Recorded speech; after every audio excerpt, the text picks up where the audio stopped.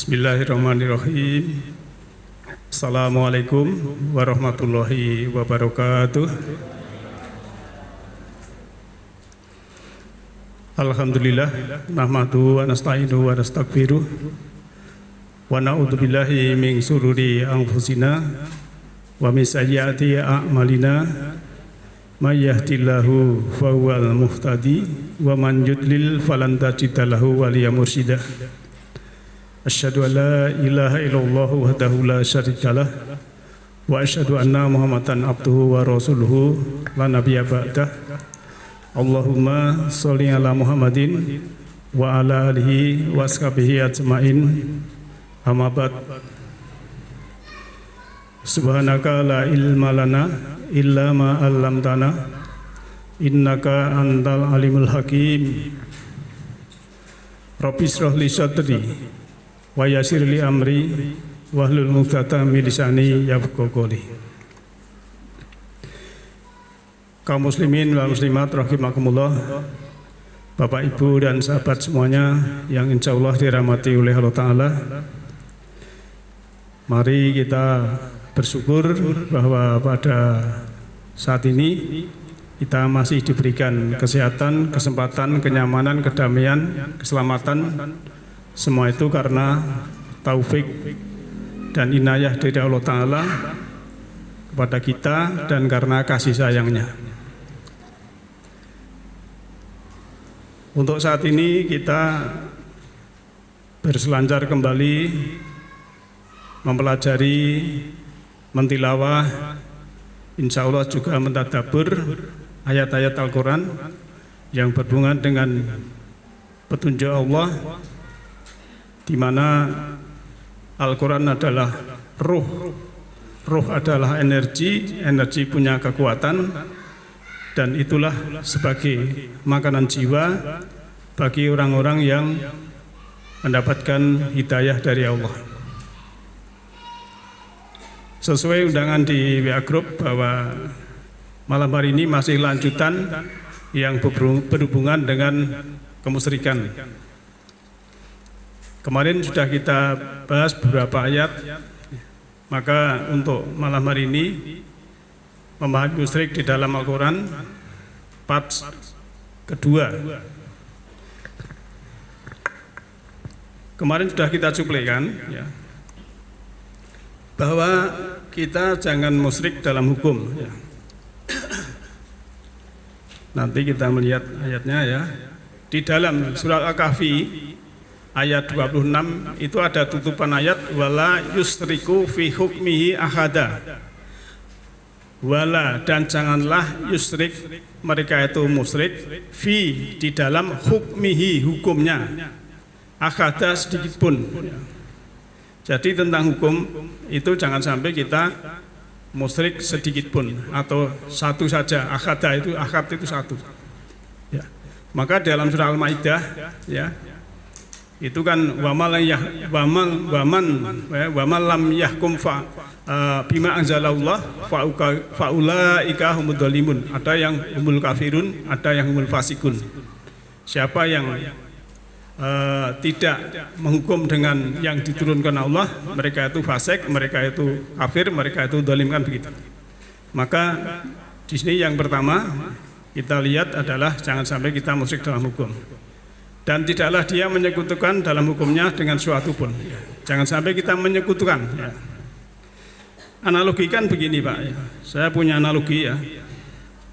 Seorang dokter dan para medis itu punya kapasitas untuk menyembuhkan atau mengobati yang dengan kriteria ya, kriteria yang sudah ditentukan oleh Departemen Kesehatan.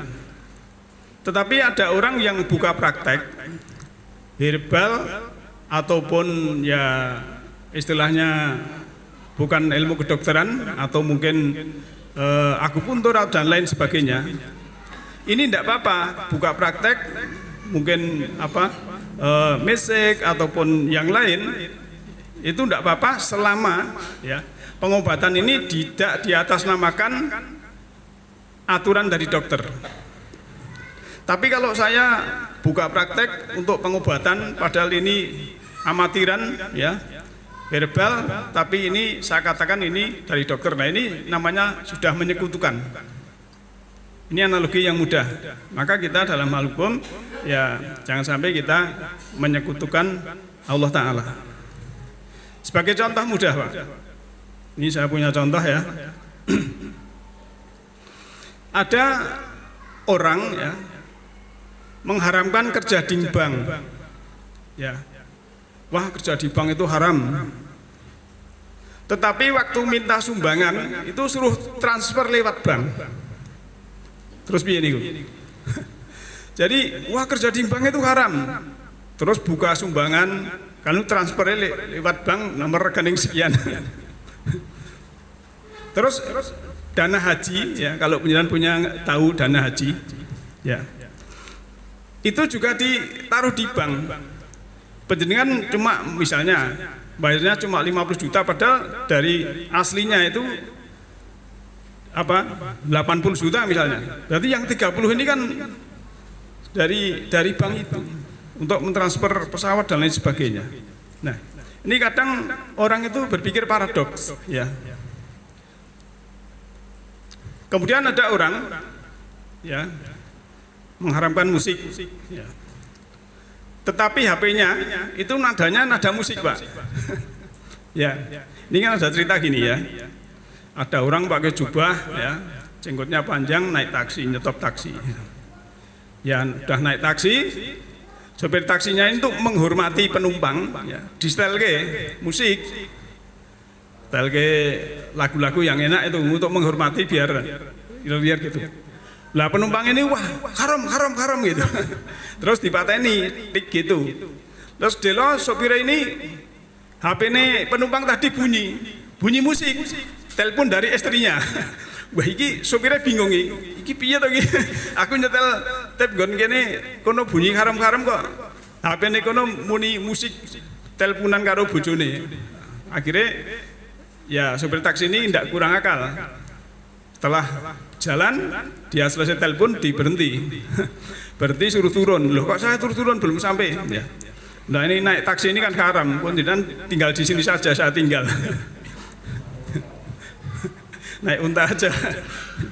Jadi memang kadang ya kalau kembali ke dulu Cinta Negeri itu kan musik apa bunyi itu kan vibrasi semesta ya, vibrasi semesta yang menciptakan bunyi itu adalah Allah sendiri. Maka kita jangan sampai kena ayat ini dalam surat 116 ini ya.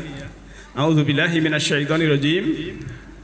Wala taqulu lima tasifu alsinatukumul kadiba hada halalun wa hada haramun. Jadi janganlah kamu mengatakan terhadap apa yang disebut-sebut oleh lidahmu secara dusta, ini halal dan ini haram ya. Litaftaru ngalaulahil kadiba, yaitu untuk kebohongan terhadap Allah. Innalladzina yaftaruna ya ngalaulahil kadiba la yuflihun. Sungguhnya orang-orang yang mengada-adakan kebohongan terhadap Allah dia adalah beruntung ya. Jadi kita tidak boleh di ayat ini ya, wala taqulu, janganlah kamu, ini ada larangan mengatakan ini haram ini halal gitu. Kalau Allah tidak mengharamkan itu jangan mengharamkan, maka nanti kena musyrik dalam hukum. Tadi ya saya analogikan seorang dokter dan orang yang mengobati dengan herbal tadi ngaku-ngaku dokter, itu kan namanya menyekutukan. Jadi kita ya dalam beragama itu sebenarnya kebenaran itu sederhana sekali, tapi kadang manusianya itu yang karena persepsinya ya, persepsi itu bahasa akademik, kalau bahasa Quran itu don, kira-kira ya, jadi kira-kira. Maka kita harus paham ya, dalam surat An-Nisa ayat 81 itu kan ada waktu pengajian Rasul itu semua juga banyak mengikuti berlingkar, tapi ya sebagian itu di depan Nabi taat, setelah sampai sana mengatakan yang tidak dikatakan Nabi ya. Maka akhirnya juga Nabi kan juga ada itu sebuah hadis itu kan, besok ada orang yang menyampaikan hadis, tapi hadis ini kalau sesuai dengan Quran itu dariku, kalau bukan tidak sesuai dengan Quran itu bukan dariku. Itu sebagai tolak ukur saja. Maka kita mengaji tentang musyrik ini sebenarnya hubungannya dengan kita ma'rifatullah juga, mengenal Allah. Jadi jangan kita memudingsasi ini, tapi kita untuk proteksi diri kita sendiri masing-masing ini. Nah, sekarang kemarin sudah dibaca Pak Heru ya tentang musyrik mengkultuskan anak ya. Tapi kita ulang sedikit lagi ya. Di dalam surah Al-A'raf ayat 189. A'udzubillahi minasyaitonirrajim. Bismillahirrahmanirrahim. Walladzi khalaqakum min nafsin wahidah wa ja'ala minha zawjaha liyaskuna ilaiha. Falamma taghasaha hamalat hamlan khafifan famarat bihi falamas asqalat da'a wallaha rabbahuma la'in ataina solihan lanakunanna minas syakirin. Ya. Dialah Allah yang menciptakan kamu dari diri yang satu, nafsin wahidah. Dan daripadanya dari nafsin wahidah ini ya. Ini kalau kita lihat ya, nafsin wahidah ini pakai ta'mar butoh. Walaupun di terjemahan depan mungkin diartikan Adam, tapi kalau secara ilmu nahwu sorof dan ilmu kedokteran ya, nafsin wahidah ini adalah nafsin diri, wahidah itu perempuan. Ya, Bian tanya Bu Guru Mbak Is itu, yang pakai ta'mar butoh mesti perempuan atau Mbak Umi ya. Mu'anas, nafsin wahidah, seorang diri perempuan. Wa ja'ala minha, dan menjadikan ja'ala min dari ha. Nah, ini ha domirnya itu ha ta'mar butoh ya. Tapi kalau dikembalikan ke Adam sebenarnya ya enggak apa-apa, nanti kita tinggal pilih. Dalam kajian kita itu kan kita luruskan mana ada dua, boleh pilih. Saya tidak harus seperti pemahaman yang ada di dalam nahwu sorof dan lain sebagainya ya. Dan nahwu sorof sesuai dengan ilmu kedokteran. Nafsin wahidah ini kalau menurut kedokteran mengalami parthenogenes ya. Parthenogenes itu seperti Maryam. Jadi tidak dibuahi tapi bisa hamil ya. Nafsin wahidah minha zaujaha, kemudian dari dirinya itu pasangannya, maka ha domirnya domir ha. Kalau jauh-jauh pasangannya dari laki-laki, karena ha pasangan dari ta'mar butoh tadi. Liyaskuna ilaiha ya, supaya ya merasa senang kepadanya ya. Falama tagosaha, maka ketika ya tagosaha, ini bahasa Al-Quran itu halus sekali Pak ya, menutupi ya. Di ayat lain dikatakan kharsu ya, suami istri itu istrinya itu ladang, di ayat lain libas, pakaian. Jadi Allah itu tidak vulgar bahasanya bagi orang yang cerdas. Oh maksudnya demikian ya. Setelah kita menutupi maka dia hamil. Ditutupi kok hamil, nah, itu bos kan nek wong cerdas kan nyandak isan ya. Ini kan dewasa semua ya. Orang tidak ada yang anak-anak ya. Kalau sudah dewasa semua kan sebenarnya suami istri yang ditutupi ini kemudian hamil, itu kita paham semua. Waktu hamlan khafifan ya, hamilnya itu masih ringan ya. Famarot bihi ya, maka dia memohon kepada Allah ya. Lantas waktu itu kandungannya ini kan istilahnya masih ringan ya, istilahnya ya wah ini nyidam kan semakin dan sebagainya.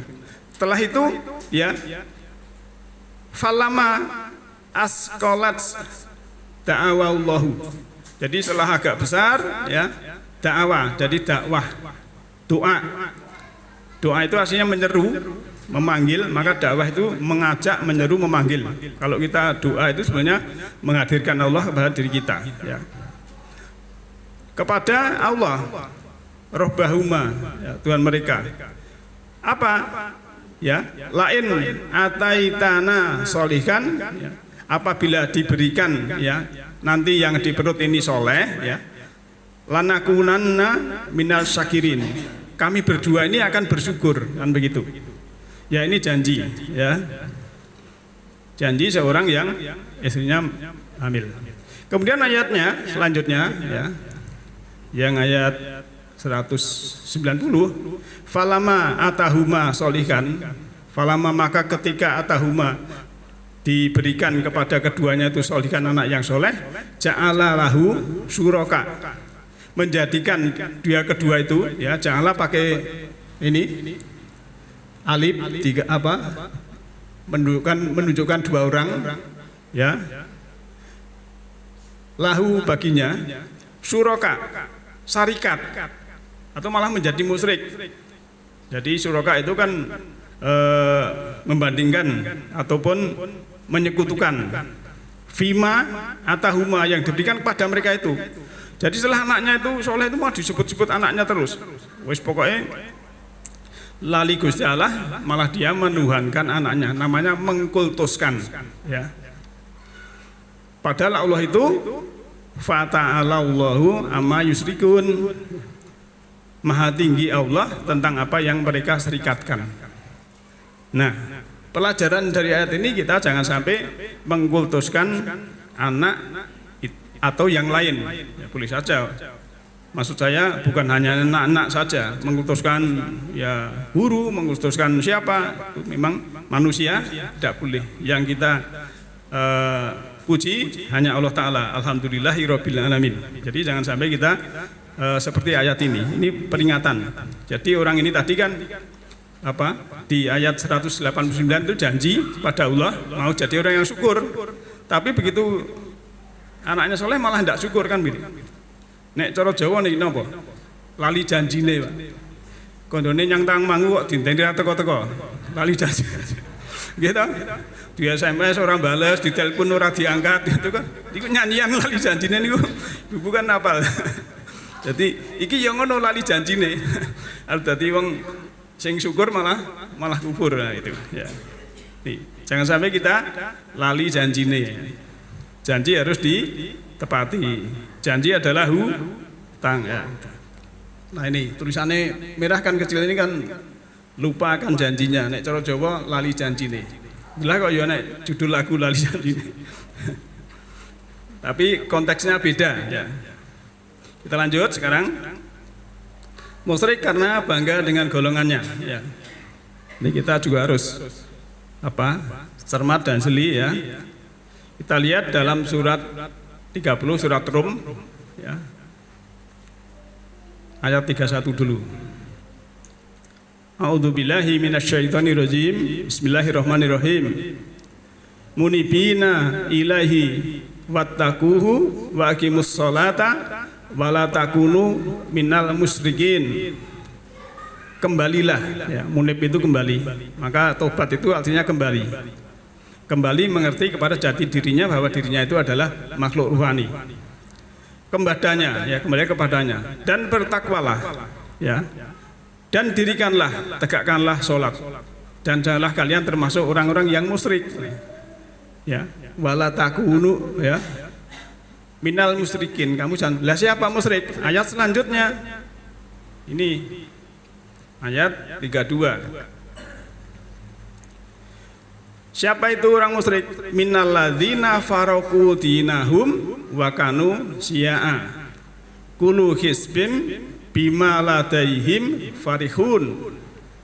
Yaitu orang-orang yang memecah belah agama mereka dan mereka menjadi beberapa golongan. Tiap-tiap golongan merasa bangga dengan apa yang ada pada golongan mereka. Nah, jadi kalau membanggakan golongan nanti jangan sampai kita musyrik. Ya, kita masuk komunitas, ya ini mungkin untuk dakwah, untuk sosial, untuk lain, tidak masalah. Tapi jangan membanggakan kemudian Allah dilupakan. Ya, itu cuma sarana saja, istilahnya sarana dan prasarana untuk kita ya apa itu koordinasi. Ya, dalam kita berdakwah atau menegakkan apa itu din ini kan, kalau sendiri kan ya megap-megap, maka harus ada ini apa istilahnya koordinasi supaya kita sama-sama ya. Tapi kadang orang apa itu sudah yang kesadaran rendah itu mengagung-agungkan dalam kelompoknya. Ya, ini yang kasihan saya kalau gitu. Ya.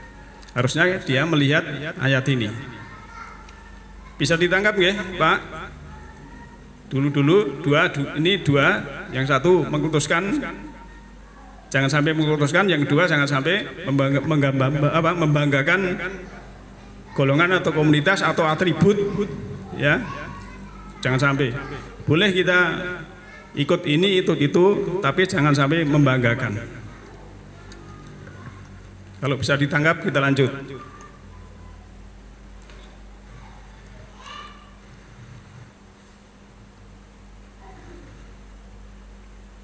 Nah, salah satunya kalau termasuk sanksi Allah itu adalah kalau bergolong-golongan dan golongan itu kepada yang lain itu mengadakan kekerasan.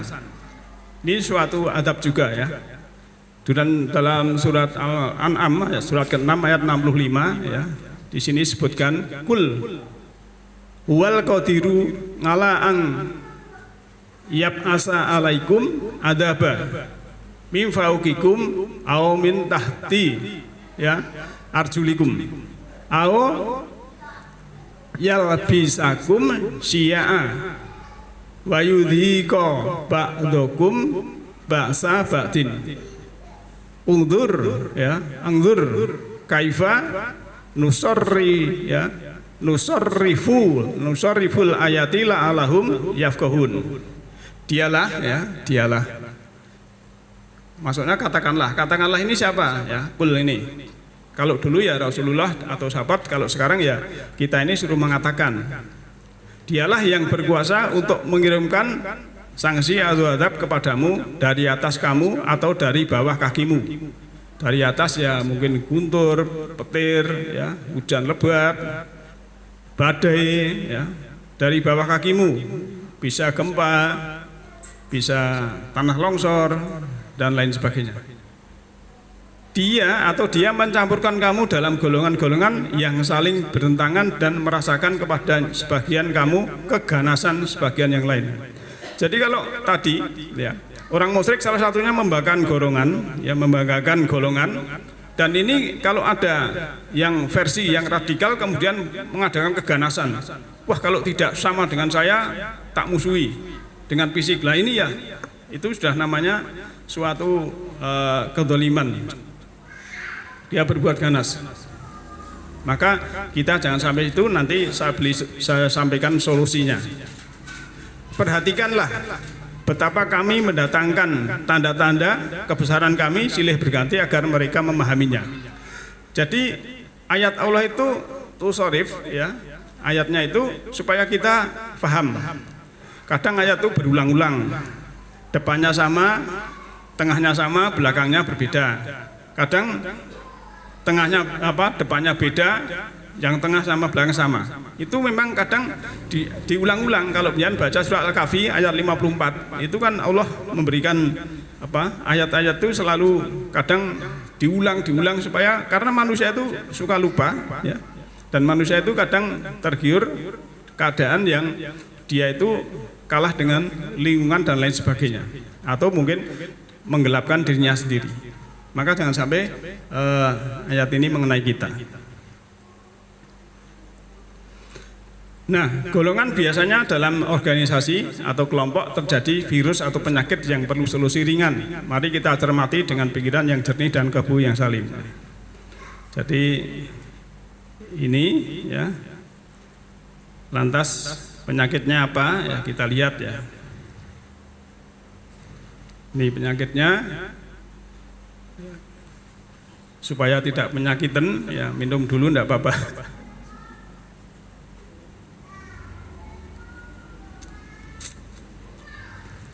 Ya, kita lihat. Satu, Pak. Kelihatan enggak saya hitung ya? Penyakit absolutisme adalah kesombongan intelektual, merasa super, merasa pintar sendiri, orang lain dianggap di bawahnya. Nah, jadi karena tadi membanggakan golongannya, terus, ya, dia itu punya penyakit absolutisme, ada kesombongan, merasa paling super, ya. Wah, saya kan titelnya ini ya, panjang. Tapi kalau guru saya itu, orang itu kalau nemplek titel itu dan lain sebagainya itu sebenarnya kurang percaya diri katanya. Biasanya memang kompong itu ya bisa saja itu kan. Ya. Yang baik memang titel dari Allah, ya. Predikat dari Allah itu takwa, itulah sebenarnya itu. Ya. Jangan sampai kita punya penyakit ini. Yang kedua, penyakit eksklusivisme, ya. Eksklusivisme adalah kesombongan sosial, merasa stratanya paling tinggi dan merendahkan yang lain. Jadi, wah ini organisasi saya itu sudah ini dan sebagainya. Jadi yang dibanggakan itu itunya, ya. Itu akhirnya nanti ada kesombongan. Maka apapun itu tidak boleh disombongkan. Itu adalah harusnya, ya, kalau kita bisa ini itu tuh ini karena kekuatan dari Allah.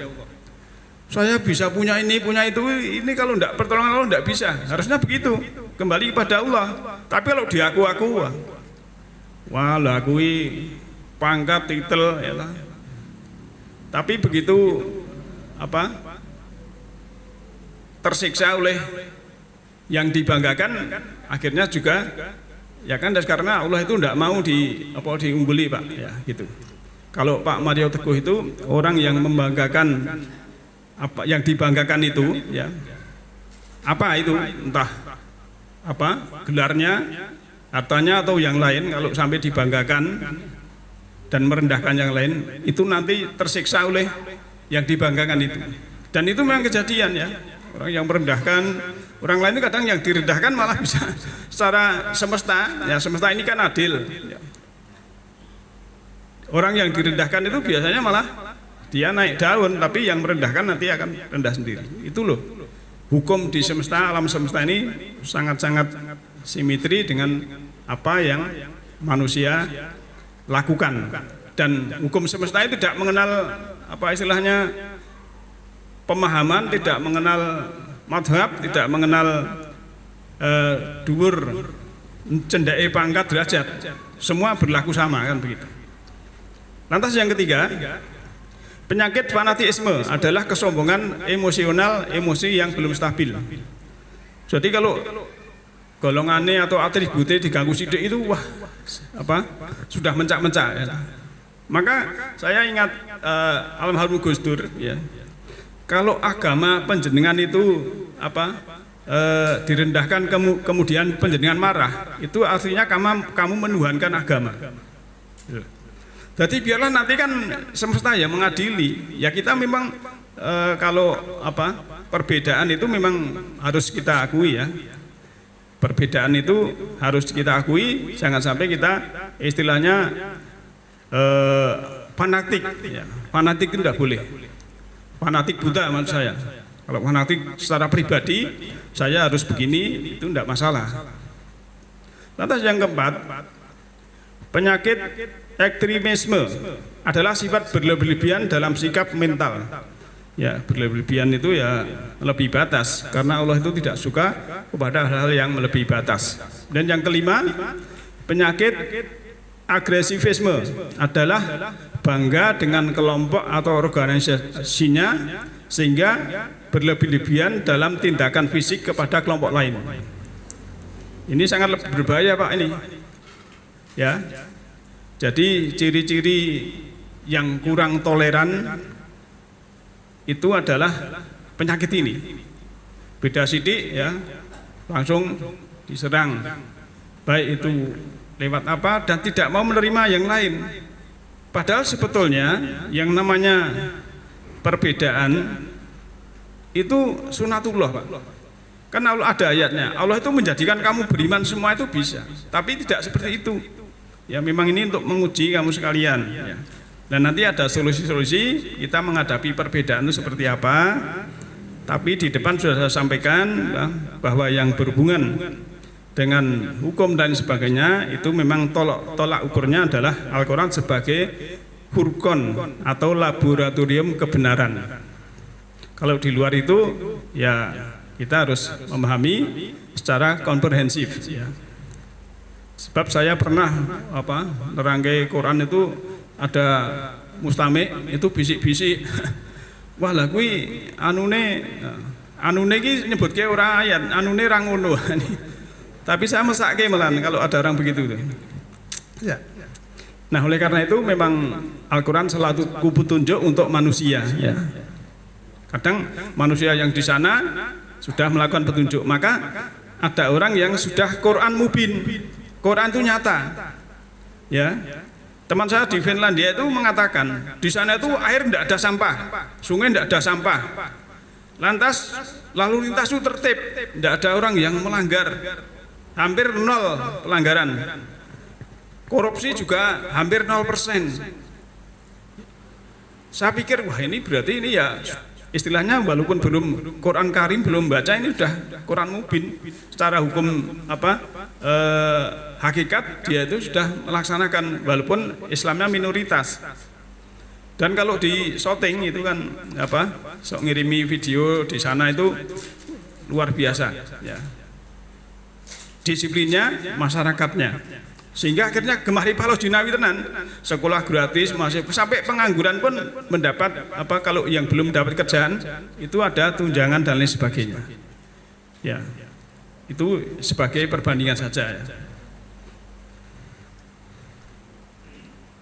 Nah, solusi Pak, nah, kita kerangka berpikirnya kan ada masalah harus kita punya solusi. Kalau ada seperti itu solusinya seperti apa? Nah, kita harus punya jalan keluar. Jangan sampai kita kalau ada di sebuah kelompok, golongan atau punya atribut, jangan sampai punya kesombongan yang saya sebutkan 5 tadi. Solusinya adalah 1, tawadhu. Tawadhu itu rendah hati.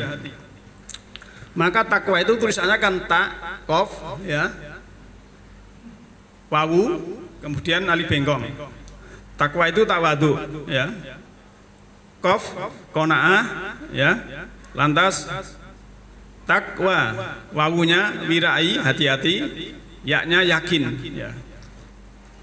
Nah, tawadhu sia rendah hati dalam surat Furqan ayat 65 ya. Di sini kan disebutkan ya, jangan bisa baca ya. Wa ibadur rahman rahmanil ladzina yamsuna alal ardi hauna wa idza qatabahumul jahiluna qalu salama. Jadi hamba-hamba Ar-Rahman yang Maha Penyayang itu ialah orang-orang yang berjalan di atas bumi dengan rendah hati, tidak sombong. Dan apabila orang-orang jahil menyapa mereka, mereka mengucapkan kata-kata yang mengandung keselamatan. Nah, karena perkataan itu kan kembali pada kita sendiri. Nek wong bodho ngunek-ngunek iki panjenengan ampun dibales ngunek-ngunek iki. Nanti kan malah luweh parah. Maka di dalam surat Yusuf ya, ayat 108 itu berapa itu, kalau ada orang istilahnya menuhankan sesuatu, jangan orangnya itu jangan dijelek-jelekin, nanti akan membalas lebih gila, lebih brutal kan begitu, balas gitu. Kita harus mengucapkan yang baik-baik saja. Jadi hamba Ar-Rahman adalah ketika berjalan di atas bumi rendah diri, dan ketika bicara pada mereka orang-orang yang bodoh berkata salam atau selamat. Ya, ini kuncinya seperti itu. Menahan diri Pak. Jadi termasuk sabar ya. Maka kalau dalam sejarah itu kan Nabi tanya ingin masuk surga, jawabnya cuma dikit, la takdob gitu. Kamu jangan marah, dah gitu ya. Tapi kan kalau kita kan dikit-dikit marah, ya. Lawe kasinen marah.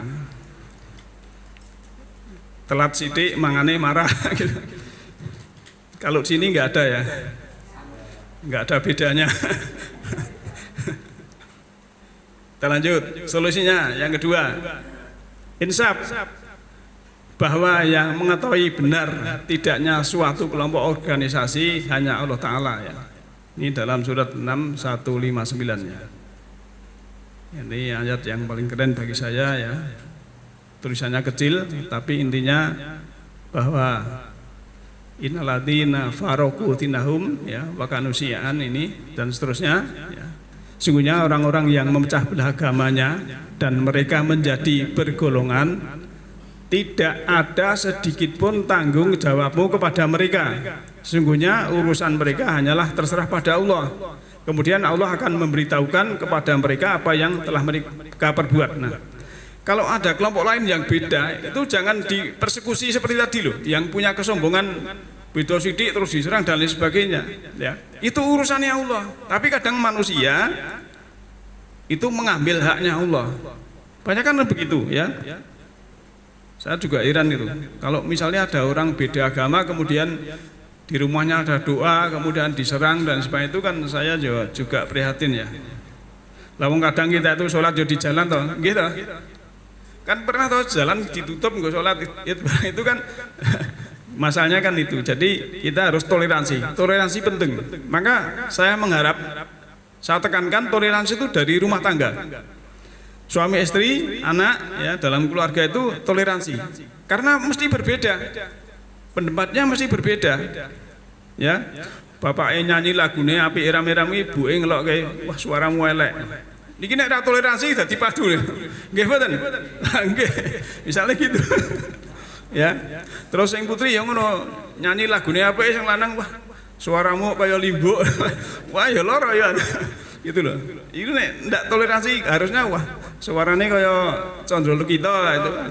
Misalnya gitu ya. Termasuk yang lain ya. Harus toleransi dimulai dari itu. Kalau dalam rumah tangga sudah toleransi memang beda.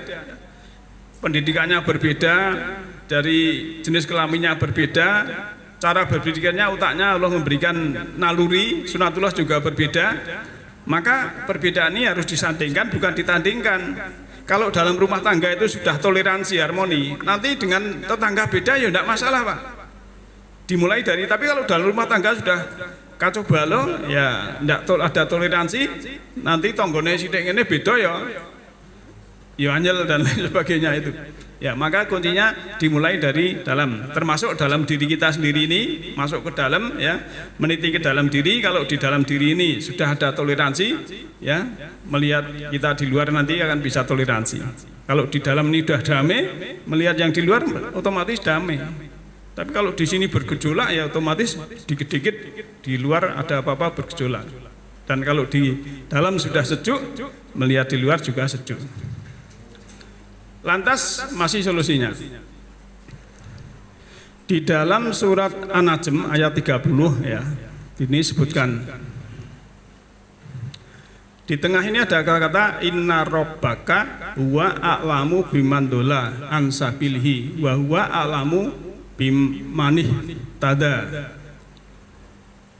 Itulah sejauh-jauh pengetahuan mereka. Sungguhnya ini inna rabbaka, sungguhnya Rabb engkau Tuhanmu, dialah yang paling mengetahui siapa yang tersesat dari jalannya, dan dia pula lah yang paling mengetahui siapa yang mendapat petunjuk. Nah, ini wilayah Allah. Ini ada 4 ayat ini, tapi judulnya hanya 1 ya. Dalam surat 16:125 juga ada kata-kata inna rabbaka huwa a'lamu biman dola. Tapi kadang manusia mengambil wilayah Allah menjadi Tuhan. Kadang menghakimi ya yang berbeda itu atas nama agama, menghakimi atas nama Tuhan dan lain sebagainya. Guru sasi poso buka warung, warungnya dirusak atas nama agama, atas nama Tuhan. Wah, ini kan berbahaya sekali. Harusnya kita tidak seperti itu. Tidak ada kesempatan seperti itu. Termasuk solusinya itu perintah Allah di sini adalah watasimu bihablillahi jamia wala tafarraqu ya. Surat Al Imran ayat 103. Dan berpeganglah pada tali Allah semuanya. Ya. Janganlah kamu terpecah belah ya. Dan ingatlah nikmat Allah atasmu ketika kamu bermusuhan lalu. Dulunya itu bermusuhan, kemudian kami satukan di antara kolbumu. Yang disatukan itu kita-kita ini adalah kolbu kita. Mungkin dulu masih bercerai-berai ya. Di sini kan disebutkan ya, it kuntum adaan fa'alafa bainah qulubikum. Jadi fa'alafa, dari kata fa maka alafa itu alif ya. Alafa itu disatukan. Jadi maka dalam doa itu Allahumma alif bainahuma kama Muhammadin wa Qadiyatul Kubra, supaya disatukan. Dan ini Allah sudah memberikan nikmat, kita ini bersaudara. Memang orang itu fitrahnya itu bersaudara, membantu, memberi, ya, menolong, ya. Kan sukanya juga apa istilahnya selalu bersama, ya. Musyrik karena tidak zakat dan ingkar akhiratnya. Ini kita lanjutkan, ini yang terakhir mungkin. Ayatnya kita lihat, ya, dalam surat 41 ayat 6. Kul innama ana basarum mislukum yuha ilayya annama ilahukum ilahum wahid fastaqimu ilaihi wastaghfiruhu wa wailul lil musyrikin. Ini artinya, katakanlah bahwa aku adalah manusia seperti kamu. Diwahyukan kepadaku, sesungguhnya Tuhanmu adalah Tuhan yang satu. Maka istiqomahlah kepadanya dan mintalah ampun padanya, dan celakaan untuk orang-orang yang musyrik. Kalau musyrik itu celaka, ya. Nah, siapa? Ayat berikutnya dijelaskan tujuannya. Alladzina la yu'tunaz zakata wa hum bil akhirati hum kafirun. Jelas sekali orang musyrik salah tadi, yaitu orang-orang yang tidak memberikan zakat atau juga tidak memberikan kecerdasan, dan mereka tertutup pada akhirat. Jadi tidak percaya dengan akhirat. Akhirat itu adalah akhir dari sesuatu kejadian, ya, termasuk kita meninggal, ya. Mati itu sebenarnya bukan ujung kehidupan, tapi sebenarnya mati itu adalah istilahnya kita berjalan yang untuk menapai yang lebih jauh lagi, karena mungkin kita dapat cacing baik atau cacing buruk tergantung saat ini kita beramal dan berkarya. Jadi termasuk ini, ya. Nah, ini ayatnya saya ulang dulu, ya. 41 ayat 6 ini kan wa wailul lil musyrikin. Celaka orang yang musyrik. Siapa orang musyrik? Ya, ini orang-orang yang, ya, la tidak yutuna. Dari ata yati yutu itu mendatangkan zakah. Zakah itu sangat luas, ya, termasuk seutama sedekah termasuk di zakat ini. Dan pada akhirat ini hum kafirun, tertutup. Jadi misalnya untuk belajar akhirat itu tertutup, tidak mau, ya. Apalagi, ya, malah istilahnya memusuhi dan sebagainya, akhirnya menjadi orang yang kafir. Kafir itu hanya tertutup, maka bahasa Inggrisnya cover, kiper itu kan untuk menutup, ya. Nah, Bapak Ibu sekalian, beberapa hal yang kami sampaikan ini untuk mengingatkan diri saya sendiri dan juga Bapak Ibu semua, ya, jangan sampai musyrik yang tema yang lalu kemudian ditambah yang ini bisa dipelajari, ternyata musyrik itu ada seperti itu.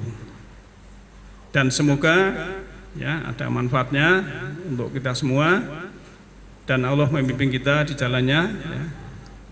Dan oleh karena itu, dalam hal kita hidup bermasyarakat, hidup bersama di dalam bumi, planet bumi ini, satu bangsa manusia, kita harus bertoleransi. Kalau kita memahami tentang musyrik, syirik, kita tidak usah menuding siapapun, ya, itu untuk kita sendiri sebagai pedoman. Jangan sampai kita seperti yang dijelaskan oleh ayat dan menjadi orang yang musyrik. Karena kalau terjadi sesuatu seperti itu, nanti innalillahi wa inna ilaihi raji'unnya itu tidak kembali kepada Allah, tapi kembali kepada yang dimusyrikan itu.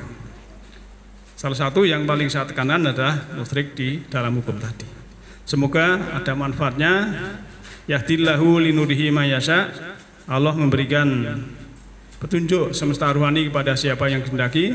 Siapa yang dikehendaki adalah orang-orang yang berkehendak. Nasrun minallahi wa fakum gharib. Alhamdulillahi rabbil alamin. Assalamualaikum warahmatullahi wabarakatuh.